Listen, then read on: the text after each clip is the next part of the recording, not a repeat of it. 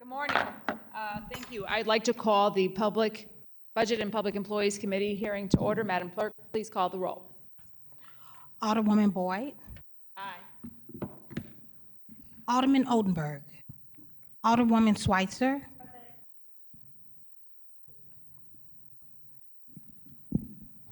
Alderwoman Saunier. Alderman Aldrich. Aye. Chair Spencer. Present. Alderman Oldenburg. Present. Alderwoman Saunier. We have 4 present. We have a quorum. You weren't taking a vote. Madam Clerk, I'd like to make sure that we mark Alderman Aldrich as present rather than aye today. I did. Thank you. All right. With that, first order of business would be to take approval of the minutes from January 31st, 2024. I'll take a motion on the approval of the minutes. I'd like to make a motion that we approve the minutes from January 31st, 2024. Madam Clerk, please call the roll. Alderwoman Boyd. Aye. Alderman Oldenburg. Alderwoman Schweitzer. Aye. Alderwoman Saunier. Alderman Aldrich. Aye. Chair Spencer. Aye. We have 4 aye votes. Thank you. Okay, as a matter of discussion today, we will be taking up ward capital funds. There are 2 things that were brought up in our deliberations on the floor of the Board of Aldermen on Friday that I'd like to cover here this morning. I'm grateful for the comptroller's office being here, the budget director, and the director of the Board of Public Service to kind of go through these things. The first issue was that of interest on our ward capital funds and making sure that the interest accrued and unspent ward capital funds have been and are continuing to be applied to the specific wards that to which they came from. And the second issue would be projects that were uncompleted and ensuring that those funds continue to stay with the appropriate wards. So with that, I'd like to first bring up the comptroller's office to discuss the interest rates, interest accrued, and the fund for each of the ward capital funds. And if you don't mind, if you could just use the microphone for the folks at home and introduce yourselves. And Madam Clerk, I believe city employees do not need to be sworn in, or do they? I'll take your. They do not. No. Okay, thank you. Jason Fletcher. Good job. Yeah, it's. Oh, there we go. It needs to be green. Okay. There you go. Thank you. Jason Fletcher, interim deputy comptroller. I'm Bev Fitzsimmons. I'm retired part-time deputy comptroller. Bev, thank you for coming back for us today. Okay. So I believe we've had some discussions over email, and I'm grateful that you're able to kind of explain. The question at hand was really whether or not interest accrued on unspent ward capital kind of continue with each ward account. Can you kind of go through that process for us, please? Yeah, interest has accrued, but I do think it would be best if Bev answers. Okay. She has more detail back in. Okay. Okay, so yes, interest has been allotted to the wards. Now, if you look back every year, there are years where you don't see it, and that could be caused by 2 different things. One could be timing. We just didn't get it moved, but the cash would never, the interest wouldn't be like put somewhere else. We accumulate the pooled cash of the interest. We accumulate the interest that's on the pooled cash into one cost center. And then after the audit's done, so usually it's like mid-year. Like right now, we're, probably within this month, we'll be moving the fiscal year 23 money. Okay, so that hasn't been distributed. We know that. We're still trying to get the audit done. Once the audit's done and all the numbers settle down, then we move money. Okay, it's based on all the general pool cash is usually put into one cost center, and then we take that dollar value at June 30, and we appropriate it according to the percentages throughout all the different funding sources.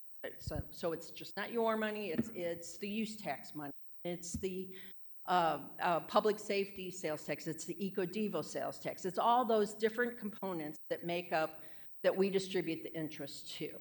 So your money is actually moved over. Now, has there been times when we didn't move money over for fiscal years? Yes, like I said, one could be timing. And then we would move it, maybe you won't see it one fiscal year, but the next year might be accumulation of 2 fiscal years. The other one would be if there wasn't enough interest earned. There were years when we were hardly making any interest. Our cash flow was low. And you got to remember, it's just not the interest that's earned. There is also banking fees that we have to pay. There's investment consultants we have to pay. There's other pieces that have to come out of that we call contra revenue. So they are offset by the interest. So once the interest is given to your ward, it's there. Just like all your taxes. Once the taxes are there that you are allotted by the budget, it's there. We don't take any money out of your cost centers or anything. Now, yes, with the new system, we changed the process of how we do the accounting on it, but it basically works the same way, is that your ward basically has each department that does services for you, and it accumulates it within there according to how you guys appropriate. And the cash stays in there unless you guys move it or you spend it. And that's just basically the forefront of the whole thing, okay? Any questions? I'd like to turn it over to committee for questions, starting with my vice chair. Thank you, Beth, for coming. Thank you all. I had asked for this when we passed the ward capital. When I was working with the president's office, I had said that we needed to do a deeper dive into how the ward capital is spent and where the dollars are allocated. And so you said that you had a formula that you went with, and I know the comptroller did send us the formula on how they were analyzing in regards to how my mic is on. Now I lost my train of thought. Right. Are you talking about just the interest portion? Right, and so the okay. comptroller did send us, how with the new wards, how they would take those dollars and the interest, how it would go into those wards.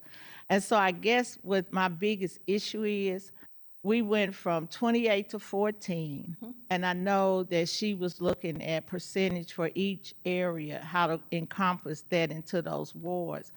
So that interest will be included in that, correct? Right. Like I said, I haven't done fiscal year 23 yet.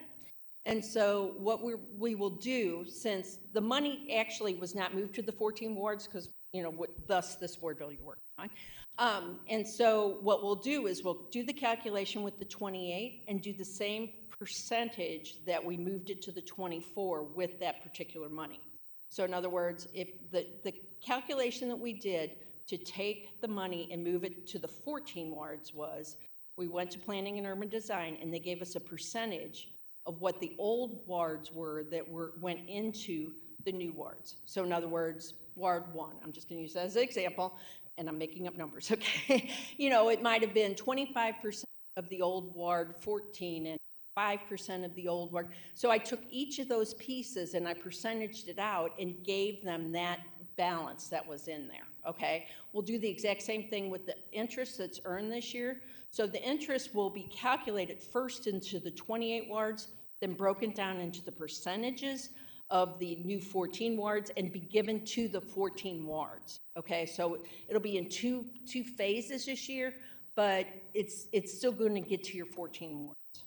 So in the past, has it ever been dollars that were there in those wards? Say I got elected and it was a ward, the older person before me, so it was dollars left there. How do we calculate those dollars to come into the new port? Okay, so I'll answer that two ways. If the prior alderperson had identified a project, okay, you have a team that works with Rich Bradley that we call your ward liaisons, and they should be aware of what those projects are per ward, okay?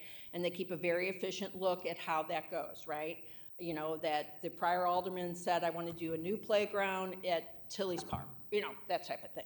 And so it's up to the liaison to work with the alderman to say, do you still want this done? Because in the meantime, they're moving on. They're doing your projects and they're going out and bidding it and they're figuring stuff out, depending on like what department is responsible for that particular project. It could be streets, it could be parks, it could be Board of Public Service. They obviously work mostly with all the construction type things. But, you know, each different reason, you know, you could want trees planted, well, then that's the forestry hand.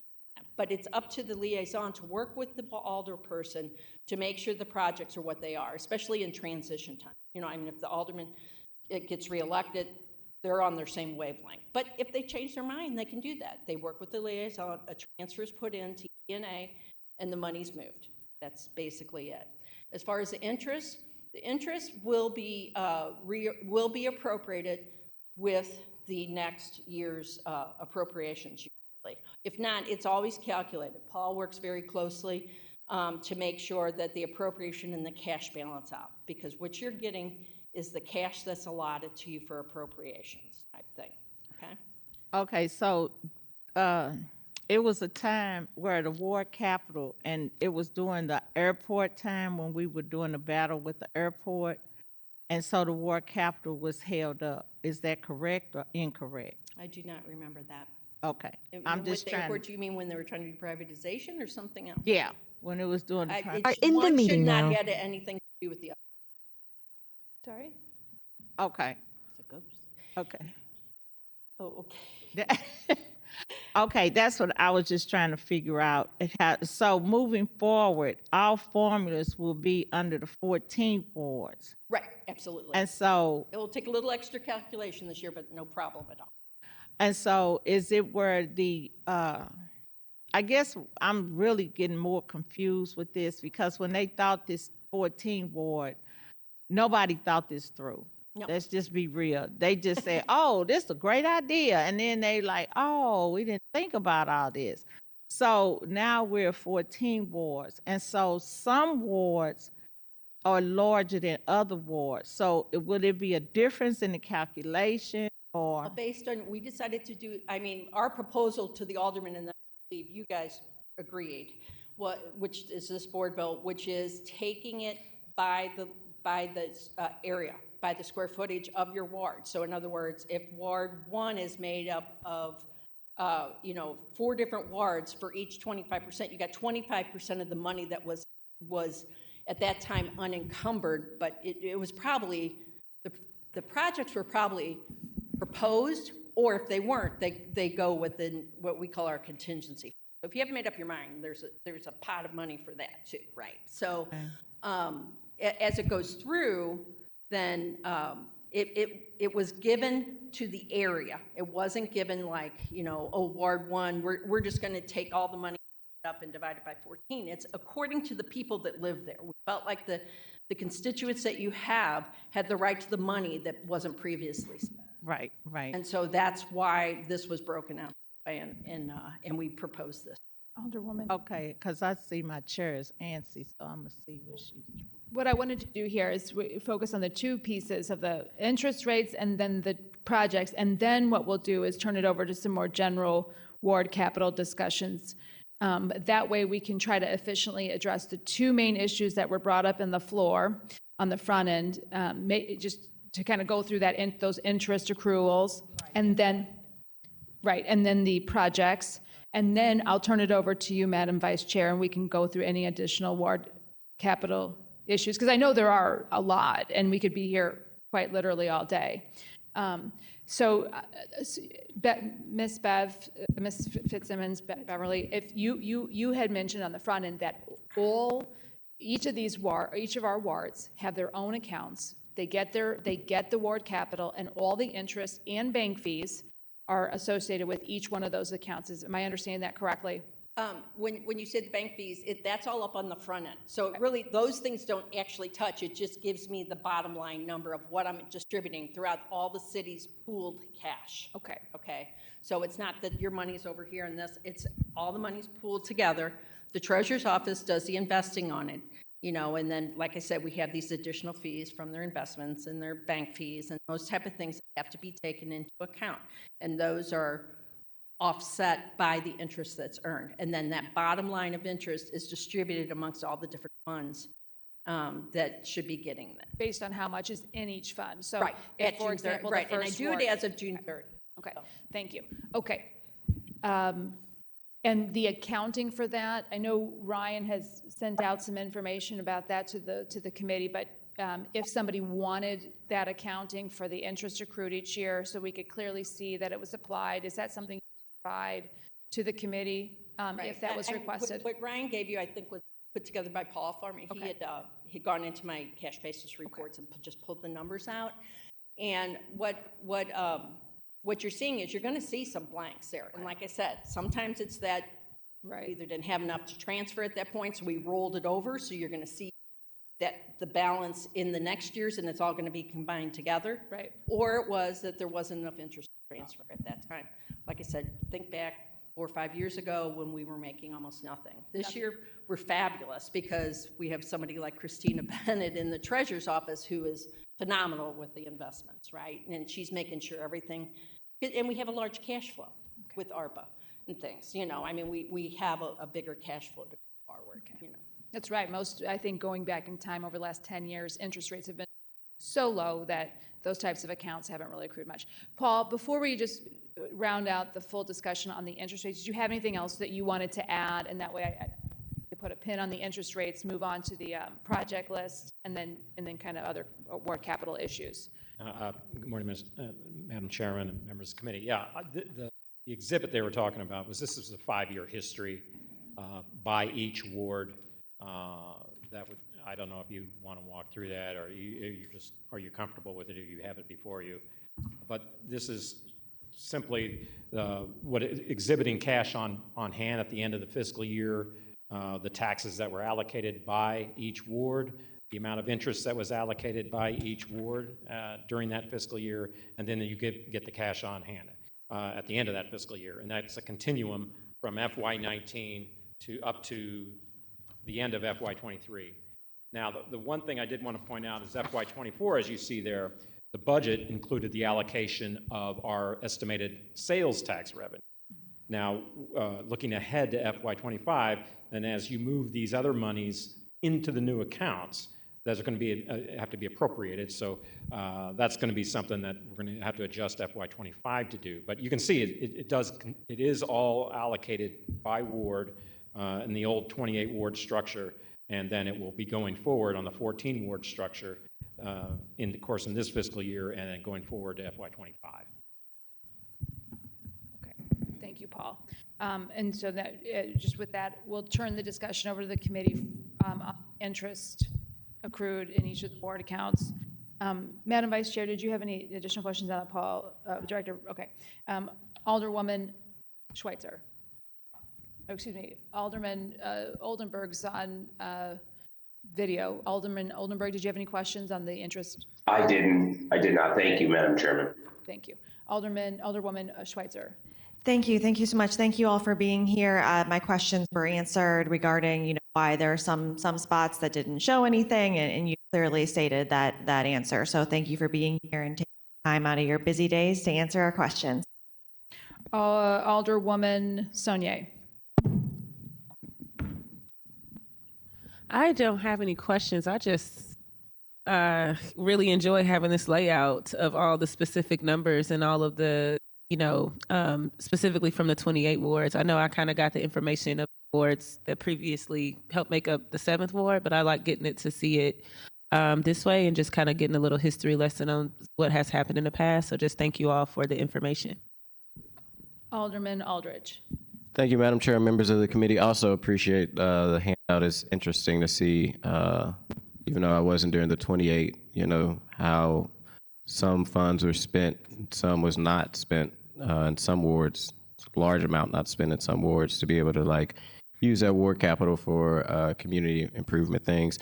I guess I want to, the reason we're really having this hearing is because of things that was said at the Board of Aldermen last Friday, which I think it's always important to kind of know the facts, and then we had the media reporting it and they're back again. So one thing that was in question came from an article back in 2002 about $4 million of interest money that older people didn't know about. And if you guys can probably remember back to that time, I was in 2nd grade then, but if you remember back to that time, I guess so that we could just have the facts for the floor and when people watching. So apparently there was $4 million of interest that was a surprise to older people back then. Do you know if those funds back in 2004 was put into accounts to make sure that those interest funds actually went to the right accounts? To be honest with you, I don't remember that. But I can clearly say, once the cash is in there, it would be appropriated. I know Paul and I had worked up a big spreadsheet, and I don't remember if it was back that far or sooner. I have no idea. Time runs together. And where we make sure what he's appropriating is the estimate of taxes that he's expecting for the next year, plus what he thinks the cash balance is that was not appropriated. So if you would look at your Board Bill 1, you can literally see in there where it'll say taxes, and then the next line will be beginning balance. Sometimes it was a negative because money didn't come in the way it was. Sometimes it was a positive, and that would include the interest, okay? So it's the way Paul is handling it, and I'm talking for you, and I apologize for that. I can jump in. Okay. Yeah. I think each year, and particularly this coming year, given that we're moving these monies from the 28 arrangement to the 14, we're going to have to look at the cash on balance to make sure that we appropriate anything that's no longer appropriated. The capital fund's unique in that, unlike the general fund, which at the end of the fiscal year, you got a new slate, right? In the capital fund, when you've got projects going forward, those appropriations carry forward. So over time, let's say a project expires and that money becomes available, it might be available for reappropriation. Well, that needs to be assessed every once in a while. So I think it's this coming budget, we're going to have to look at, make sure that not only you allocated the sales taxes and such, but all unappropriated cash is appropriated. So I would expect there's going to be large amounts that will vary by ward. Usually you look at the ward and it's all the same amount, right? But it's going to vary by ward, and that's something we have to be accommodated, particularly next year because of this reallocation. Gotcha. So at least, we're not going back to 2022, but at least for the last 5 years from the document that you guys provided, clearly shows from Ward 1 to Ward 28 that any interest that was added up went to those alders accounts, at least from this document that shows that interest that was occurred, I was trying to say that word, actually went to the ward capital accounts of those alder people. Yes. If I may, Alderman Aldrich, Ryan Coleman, who we should give some props to, Ryan, thank you so much for being so involved in helping us organize here today, pointed out that per that article, when that was discovered, there was an ordinance passed by the Board of Aldermen to rectify that. At that time, in those funds, $3.6 million of the 4 were allocated to the wards, and then moving forward, they have been appropriately allocated to each of the ward moving forward. But I think bringing that up was important because it was a discrepancy and it was a problem before that time, and then it has been rectified. Gotcha. No, I appreciate that clarification, and I think, like I say, just the facts on it. So after 2002, my next question, but I think you answered it, that in the article it stated that then Mayor Bosley was going to adopt an ordinance requiring the Comptroller's Office to report to alders on a yearly basis all interest accrued on the funds set aside for ward improvement. So that is something that you guys now do. I don't know, once I do it, that I thought I was supposed to pass it on to you, because if the interest is there, it has to be appropriate. And so the cash is there, and then it's figured out at budget time how much you would be able to allocate. Correct. And I was just asking after the issue was found. No, it's been put in. It's been rectified since about 2002. Right. Correct. Okay. Can't guarantee that date, but yes, it has been done. I wasn't watching the YouTube back at the board back then either, so it's okay. I just wanted to, like I said, I think facts are important. I just wanted, especially when people are watching this, know that things seem to be actually in the right direction. So thank you. Thank you. Okay, thank you so much. Now moving on to point number 2, which was also brought up on the floor and I guess alluded to, was whether or not projects that were not completed are accounted for moving forward. And I think perhaps we could bring up Richard Bradley from the Board of Public Service to kind of discuss that issue. And it's my understanding that you've done a lot of prep work for us here today.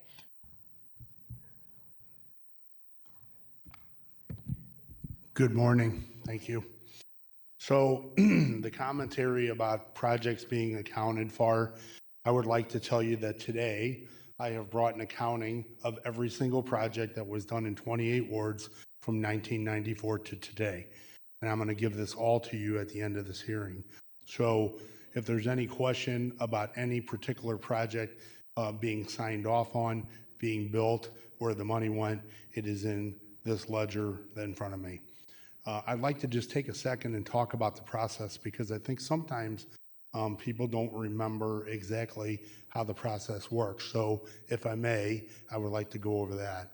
So at the beginning of, or right near the end of the fiscal year, the budget division provides my ward capital staff with the amounts that go into each of the budgets for that coming calendar year. At that time, my staff puts together a ward capital review time and schedules with each of the alders to come in and to program their money for the upcoming year. Some choose to come, many choose not to. When they come, the idea is to put the funding, plan the funding and put it into the right pots of money, whether it's parks, streets, refuse, BPS, or there's a contingency fund. And so what happens is any money that's not put into a particular budget line for the upcoming year goes into your contingency fund. So when it comes time to build a project, you reach out to BPS, you reach out to your liaison. There are two liaisons, Donna Williams and Andrew Riganti, as well as a program manager, Stephanie Doss, that oversee the program.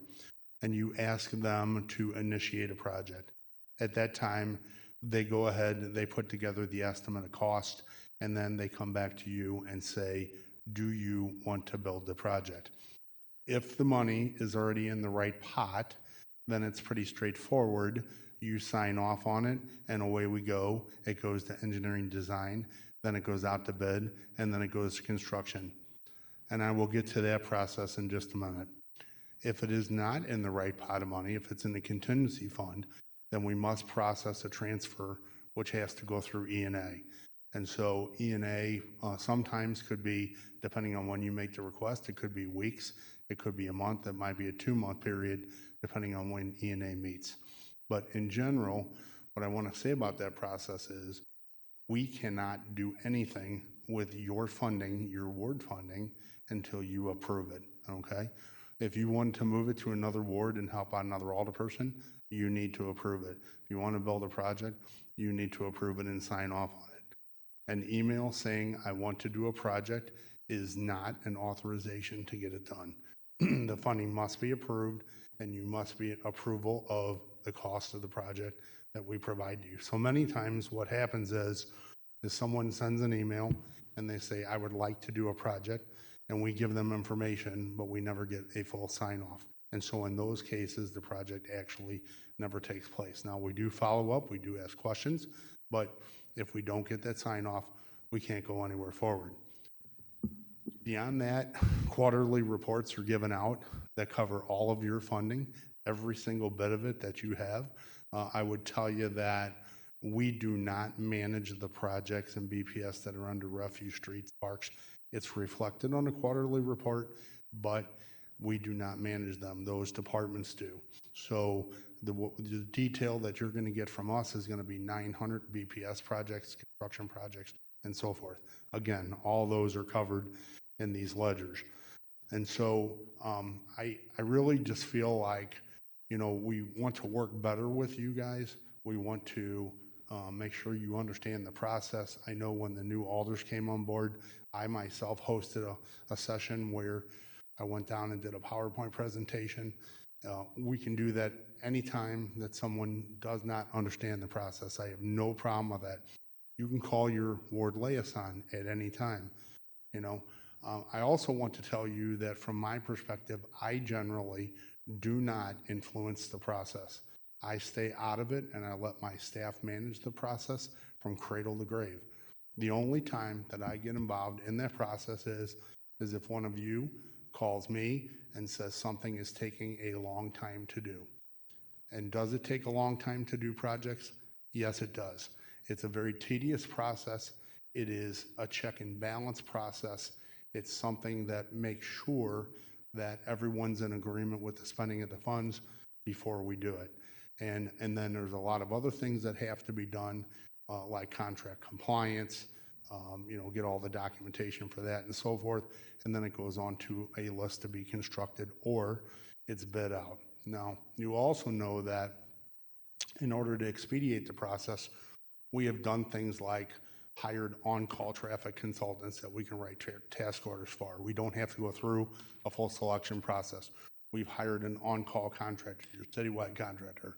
If those had to go out and be bid each and every time, it would probably add another year to the process easily if we didn't have those vehicles to go by. So we try our best to make the process as good as we can, but sometimes, there are questions, and I would say at that time, just reach out to us and we'll be glad to answer them. Thank you, Director. All right, I'd like to turn it over to the committee for questions, starting with my Vice Chair, Alderwoman Boyd. Thank you, Rich, for comment. I guess my question is, I hear what you're saying about I keep hearing process. And so I don't know if the newer auto people understand you have to sign off for the process to move forward. And so when from the time you sign off on that approval of that process, how long does it take to make this go into fruition, to make it happen? So once you sign off on a project, how long does it take? So that would vary. It would depend on what the project would be. For example, if it was just something very, very simple like sidewalk work, it could take, 3, 4, 5 months to do. If it was something very complicated, like a grant-funded project, it could take years to do. It really depends on what size of the project is, and I think what the question I would be asking to your ward liaison when you program it is not only what is the budget, what is the schedule, and how quickly can we get this done? And again, we try to do them as quick as we can, but when there were 28 wards, there was 28 people pulling at us for doing different projects, and the list gets pretty long. I think now that there are 14 alders, what will happen is you'll see that you'll get projects moving a little quicker because there's half of the people that have a list of projects. So it really just depends on what the project size is. Okay, and so I guess the frustration that I have, and I'm speaking for myself, from my personal experience, the frustration that I have is, and to regards to those processes that you're talking about, it doesn't take months. It's taking years for it to come to reality, from the sidewalks to the speed bumps. And you and I have had these conversations. And I'll tell you, I've done everything you asked. I followed protocol and nothing happened. From the Goodfellow project to the sidewalk projects to the speed hump projects, nothing happens. And so the question is, how do you justify that when the person did exactly what you told them to do and nothing happened?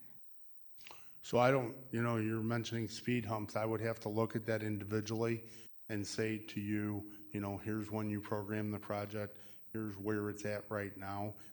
My ward liaison should be answering that question to you. With speed humps, I believe we have put in well over 500 speed humps to date. And the last time I looked at the list, I thought we were pretty up to speed on it. What would this seem to me is that maybe they're part of a larger project. And maybe what we're doing is we're waiting till a street gets paved or a design is completed or some right-of-way is acquired. But if it's simply a street hump project, I will look at that for you because I don't understand why it would take years to build speed. It should never be the case. Okay, and so I want the people that are listening to understand, because it's frustrating to the elected official And then it's frustrating to those residents when they ask you, you know, where are we with this? And then you'll say, well, I moved the money, I did what I was supposed to do, and they'll say, well, that was 2 years ago or 3 years ago. So that's frustration on everybody's piece. And then two, I guess I looked at, and you and I had this conversation. When I first got elected in 17, I went back to all the projects that the previous alderperson had. And so I'm still asking the questions, well, what happened to these dollars because the projects didn't happen? And you did say I need to look into that, but I did tell the liaison that when I met with him. And I told Stephanie that too. I said, this didn't happen. And so my question is, so where are those dollars? So everything that you have on your plate should be reflected in that quarterly report that comes out. And if there's any residual funds from anything that was not built, that should be reflected in that report that was not done.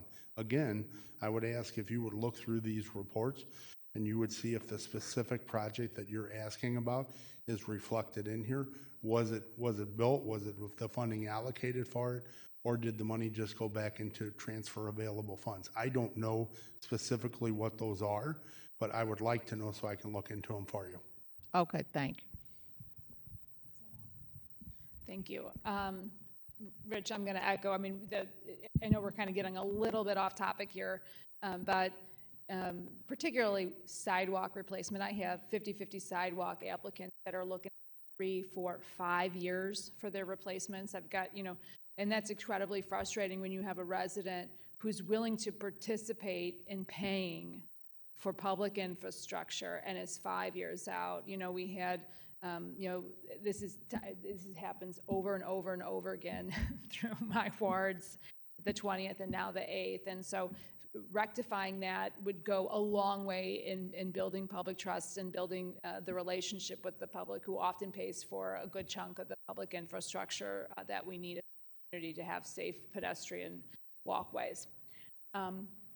Alderwoman, or So Alder. can I respond to please that? do go ahead. So Yeah. 50-50 sidewalk program is actually under the street department. It is not under the Board of Public Service.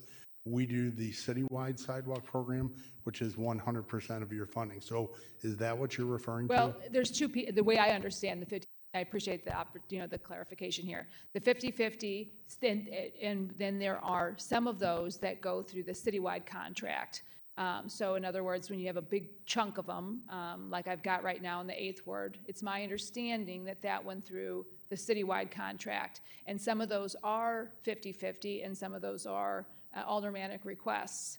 And so, you know, it's confusing for the folks on the other end. They don't care if it goes through a citywide contract or they're going to pay their 50%. They just want their sidewalk replaced. That's correct. And, you know, some of those are, you know, tree root, you know, they applied for the 50-50. It was determined to be a tree root, so that resident isn't going to pay. The bottom line is it goes through the city of St. Louis, whether it goes through the citywide contract or goes through the street department. It is all sidewalks, and sometimes it takes up to 5. I've seen it take even more than 5 years on occasion. Which is really, really frustrating to be on the back end when you know you've got a trip hazard, when you've got kids, you've got a stroller, you've got a walker or some kind of mobility challenge, and that makes it difficult, you know, to get around. Thank you. Yeah. Okay, Alderman Oldenburg, I believe it would be next. Is that right? Yes. Yeah, Oldenburg. I don't. Okay. Thanks for being here, Rich. I have no questions. I appreciate all the presentations today. Thank you. Alderwoman Schweitzer. Thank you so much. I appreciate you being here and speaking to us and bringing the receipt. So thank you for bringing all that material. I totally hear the questions from my colleagues about how money moves from an alderman's approval to visible on the street. And the steps that it goes through between that can be very confusing and cumbersome to anyone. You know, people who've been doing it for years find it confusing, let alone someone who's one of our constituents just waiting for their speed hump to get finished. So, you know, I think taking the time to break down the process and how everything works is only a good thing and only good for us to do every so often as a check-in. So just in that way, I appreciate you being here. I think to the points that my colleagues have made is that how money moves is confusing. So when you think about the 50-50 sidewalk being run through the streets department, and that pays not only for the 50-50 sidewalks, but also the tree roots will go through that contract unless we pull it to go through the citywide contract. So even if you have tree root damage, you may still be under a 50-50 contract, and that's through streets, and BPS does the citywide contracts, but that might cost more. And it's all really interesting how it all works and the decisions that we make. So I think the conversation that comes up a lot at the board, whether it's where funds come from we talked about this in the Capital Committee the other day, and Director Payne and I have talked about this. There are so many different funds that projects can be funded through, and there are so many different things that qualify to be used for this fund, but not for this fund. An alderman can pull money here, and it's so. I guess my kind of long story short question is, when we think about how we simplify ward capital, and the process, if you have thoughts now or would like to think about what you think we could do better to make it easier for aldermen to use, for folks to understand, to streamline the length of time projects take. I don't want you to put you on the point now to say fix ward capital, but I do think that having the discussion about, we pass an ordinance here to do a speed hump, and then it takes a year or more. And I tell residents that when I pass an ordinance, that it's about a year from me to pass an ordinance for a speed hump for you to see it on the street, and that is probably conservative. I don't even know if that's hopeful. Sometimes it feels hopeful. But I know that's because it does move to the streets department. We have to put an order in for that speed hump through CityWorks. The streets department goes through and surveys every street, every location, and decides on a location for that speed hump. And then they put the speed humps out to bid. And they might take a certain amount of time, and then the contractor is chosen and it's scheduled, and during every single moment of that time, it is going through signatures from my office, your office, the comptroller's office, the Board of E&A. It moves through the entire city process for a $6,000 speed hump. And so, I think when we think about that and we think about how we provide services to residents, I think our goal at the Board of Aldermen, how do we provide better services more efficiently, and more transparently. So again, don't want to put you on the spot now, but you do this every day, day in, day out. You're an expert. Your thoughts and opinions are incredibly important to this conversation. So maybe that's a conversation for a later time, or if you have anything to share now, I'd certainly love to hear it. So I'll just make a few observations, if I may. Thank you for the question. So as you know, I've been doing this job since 2009. And so this is an age-old conversation of things take too long and it's too confusing. So I want to start off and I want to say, this is old city government. This is the way the process is written in law, in the charter. And so we don't make the law, we follow the law. So we do the best we can to do everything properly and in a quality manner and most cost effective. And sometimes getting more cost effective takes more time. So let me explain what I mean by that comment. So before, we have added additional contractors to do the work, and it's a very careful balance of how you add contractors, because if you add contractors and there's no work, it's not necessarily fair to them. So if you do large projects or many small projects together, you get economy of scale. So the cost of a speed hump being $6,000, as opposed to if I have 3 or 4 or 5 contractors that could build it for you in 3 weeks' time, and it would cost $10,000. Then the conversation would be, well, why doesn't it cost $6,000? Well, because the quantities in that contract are much lower, so therefore, in order to balance it out. So we're always looking for the best balance we can. Like I said, we have come up with this idea of on-call consultants. I'm sure you're all aware, by Missouri state law, everything that's in the public right-of-way needs to be designed by a licensed professional engineer. I have a number of those on my staff, But when each person is managing in excess of $6 to $8 million worth of work, we do more project management than we actually do engineering. So that's why we hire consultants to come in and do the work. Same thing goes for the street department.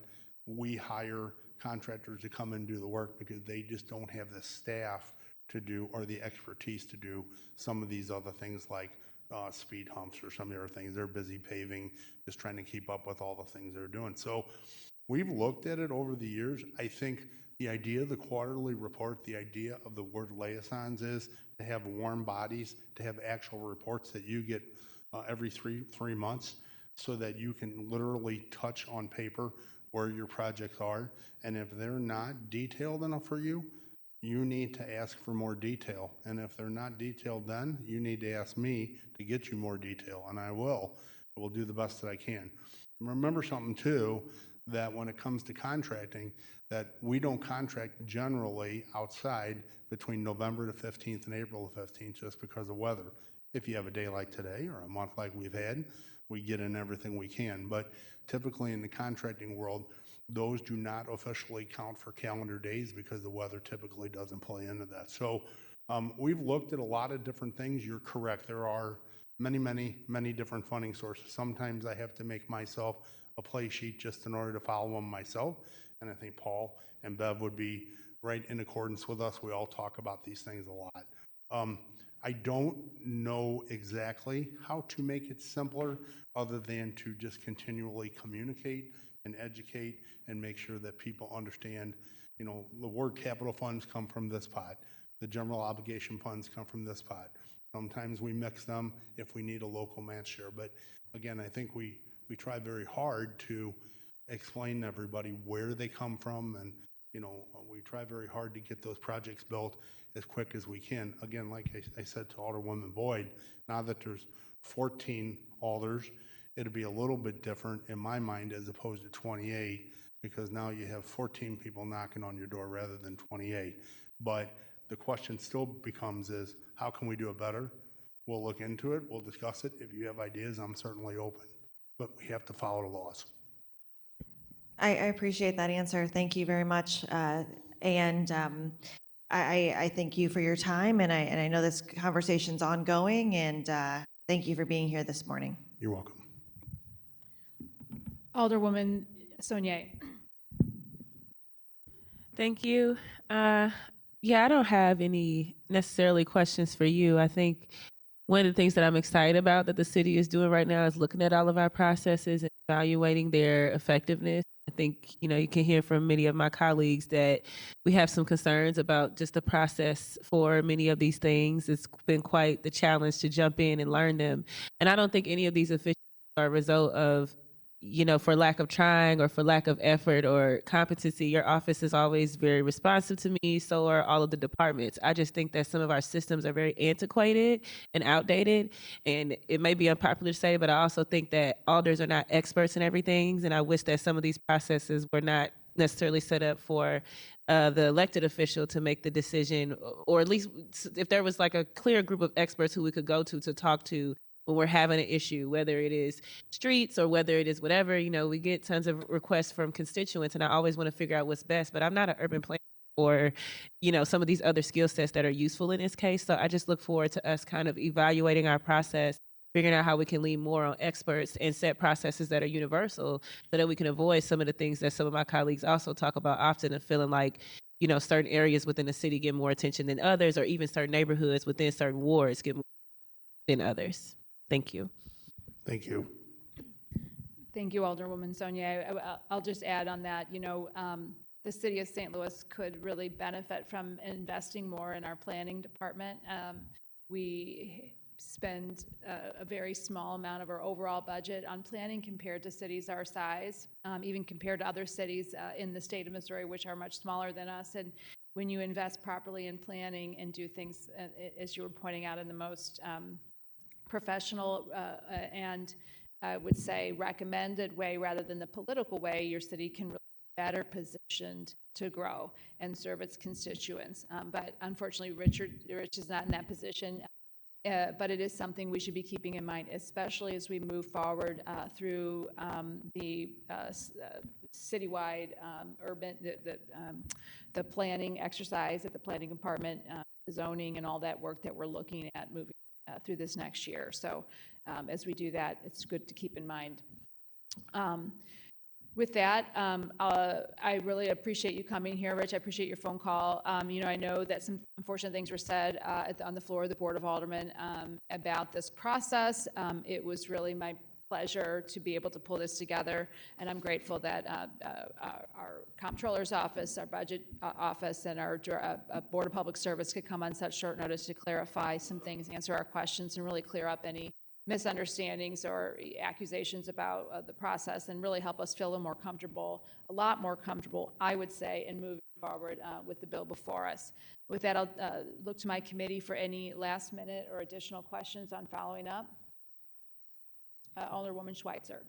Thank you so much. I appreciate the comments of my colleagues a lot. I think it, reminds us that on this side of the table, we're a policy body, that we would be discussing how we could make the processes better. And I really look forward to continuing those discussions with all of you. So thanks for having this hearing.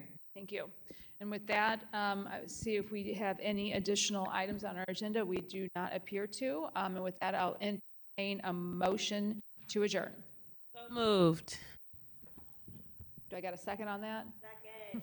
Previous roll. Hearing no objections. Well, we can't do previous roll because Oldenburg I wasn't. believe he's gone. Yeah, he's gone. Alderman's Okay. gone. But And Sanye wasn't here either. I don't believe we need a roll call on the adjournment. I hear no objection, so we can consider the committee adjourned. Thank you all for your time today. Okay.